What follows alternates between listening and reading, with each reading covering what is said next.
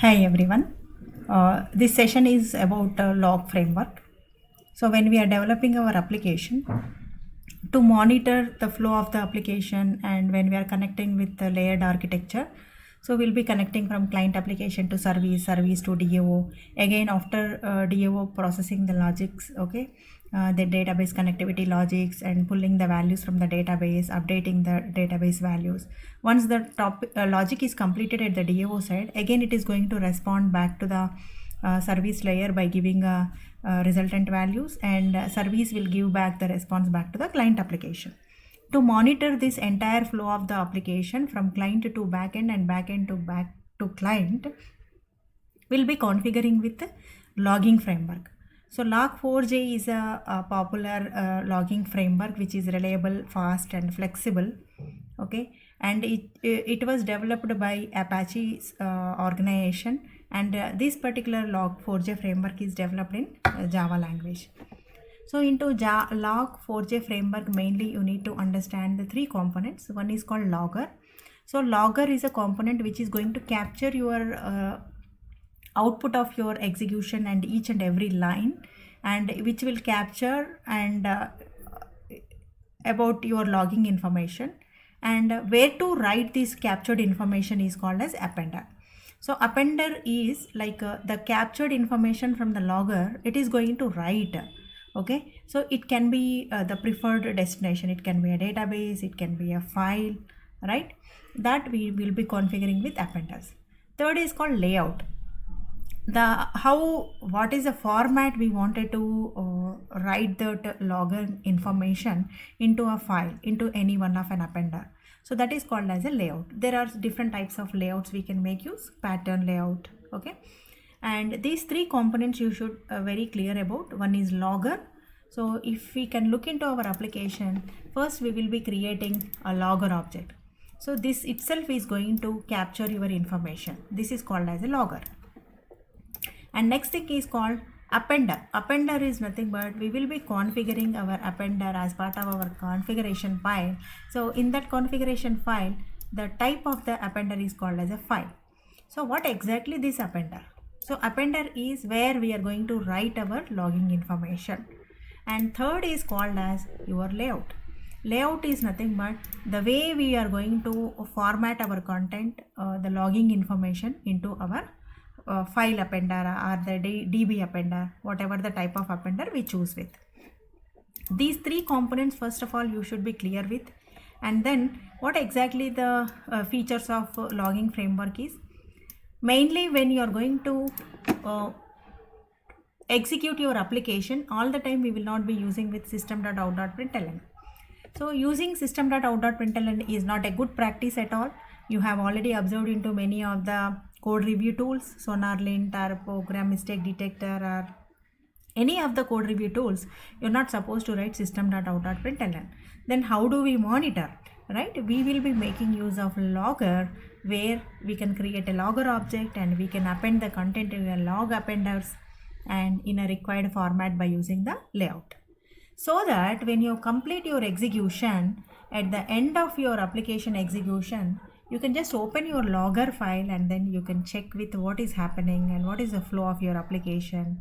Any of the log tracing messages are traced into your log file, then you can look into your code. That is what is the standard way of monitoring of your application, by recording your log messages into the logger files, for which we are going to use with the Log4j framework.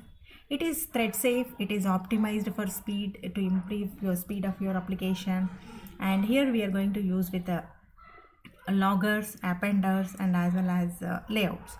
It supports internationalization. It means, let us say this logging messaging you wanted to write in multiple languages, locale specific you wanted to record your log messages, it is always possible.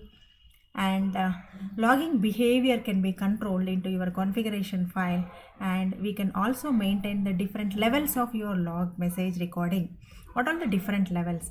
Let us say your application you are performing with debugging, or you're just performing with information like recording the information into your logger, or recording your warnings into your loggers, or recording your error messages into your loggers, or you wanted to record the fatal serious error messages into your loggers.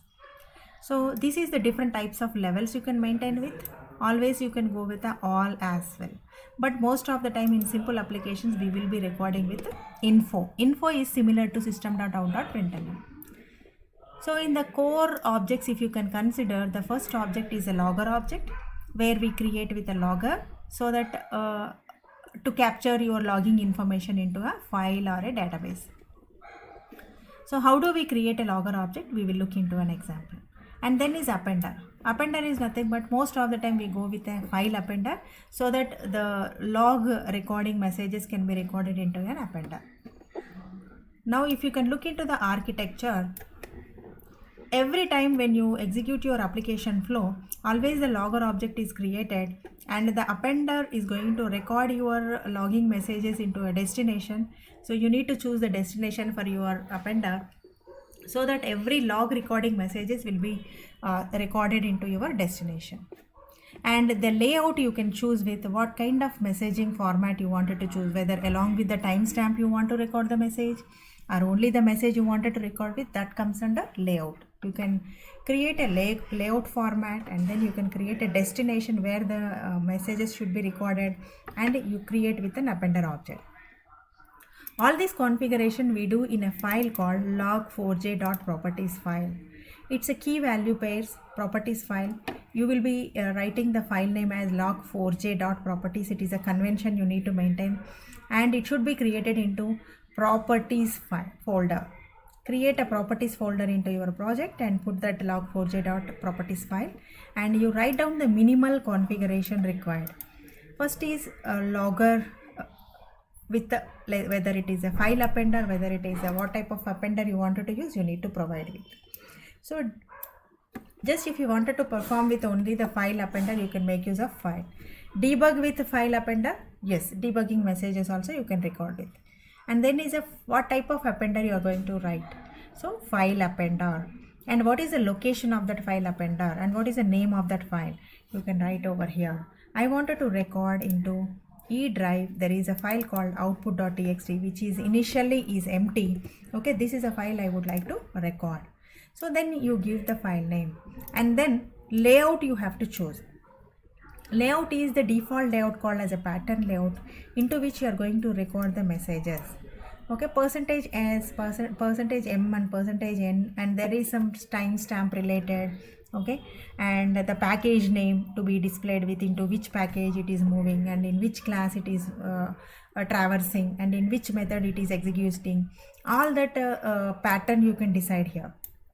I am giving a very simple example. You can explore on this the number of patterns available, number of appenders available, okay, types of loggers available. This is what you need to write down the configuration, and then you can make use of logger creation into your application.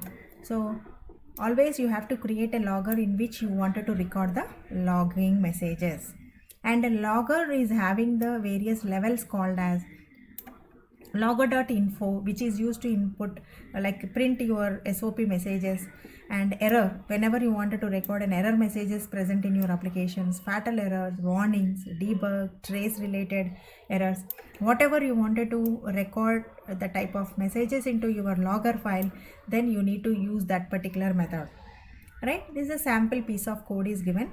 We will look into our application. So in our layered architecture example, we have configured with our logger configuration file. Now wherever you wanted to trace, okay, instead of writing system.out.println, now we will be creating with our logger class.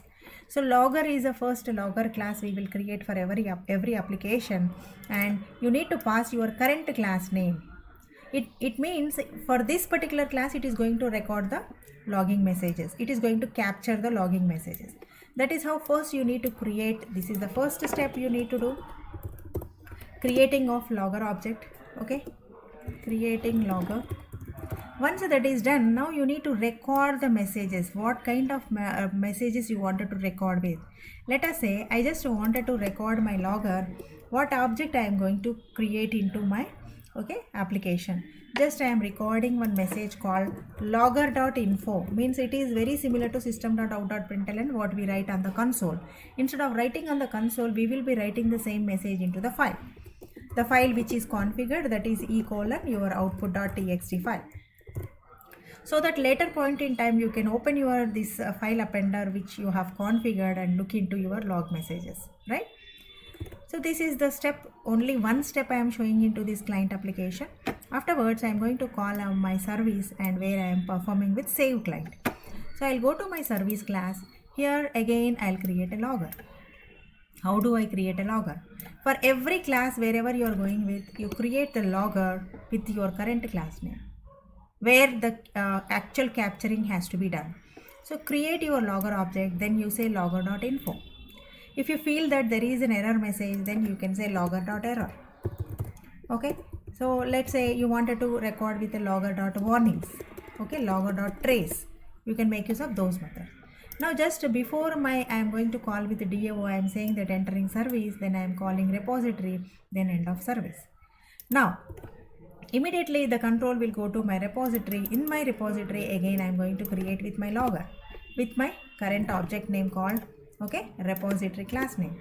So here with the current class name you create a logger, and then again you are saying that logger.info starting my DO, and end of your DO again you can record that my DO has been end, right? So this is how you can record the messages so that you can just avoid your system.out.println, right?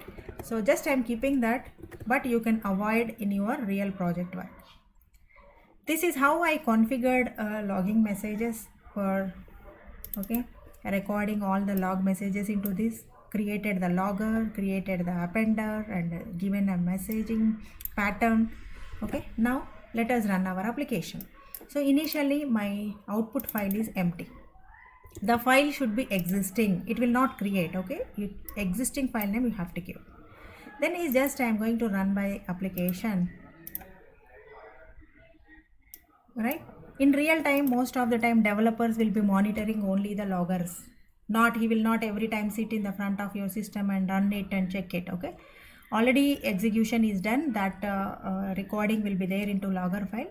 They will look into the logger file and they will come to know how the flow is going and where the warnings are present, where the execution is happening, what is the control from which file to which file. Okay, that is how the loggers are helpful.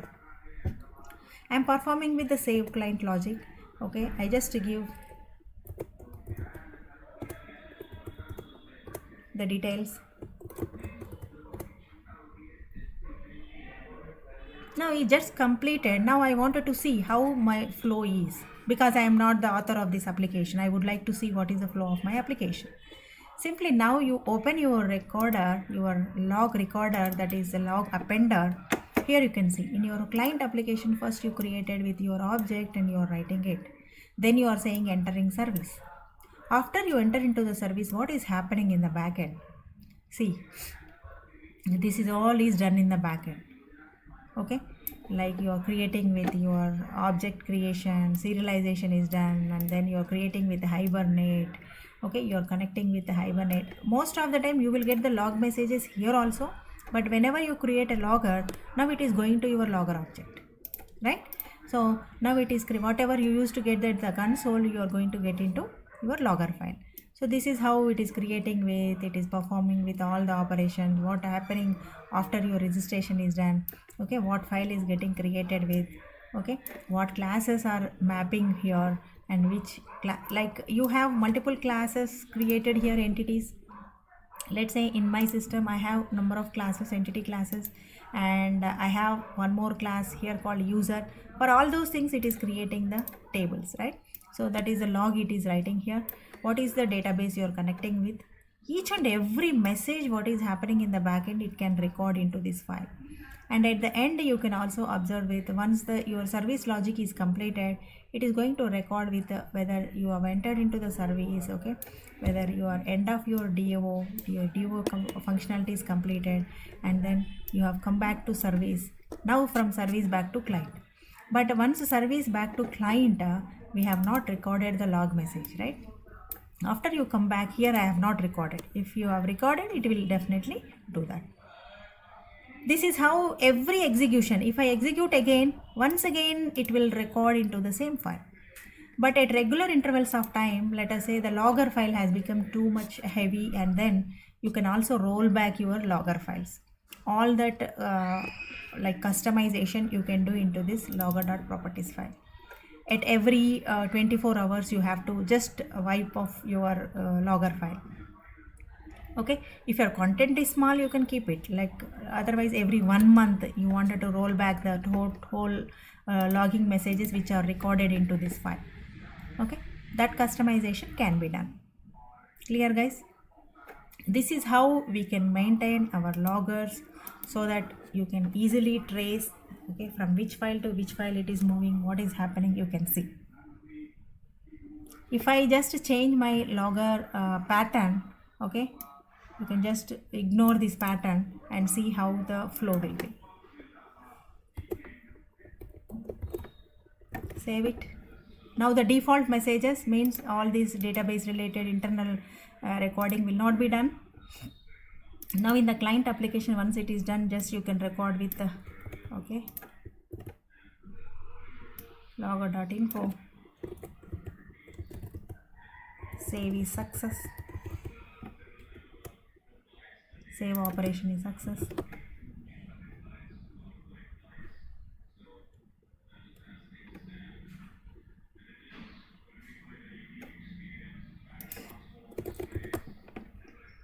I am going to run the application once again. I just say here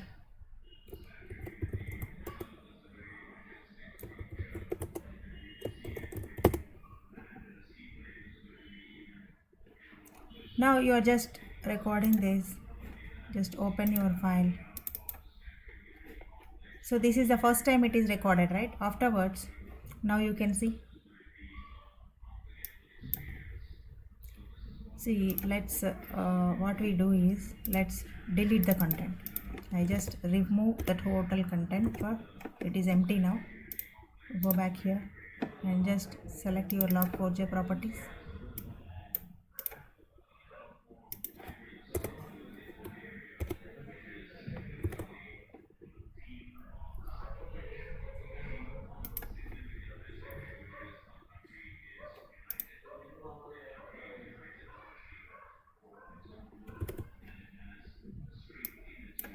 Now you can run the application again.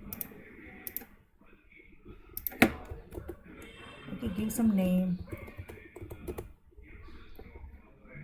So every recording it will go to your file.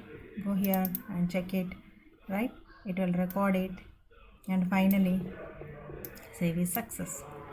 So this is how your logging can be recorded with. So logging related pattern and messages related links I will be sharing you. You can explore on that part. That's all about log4.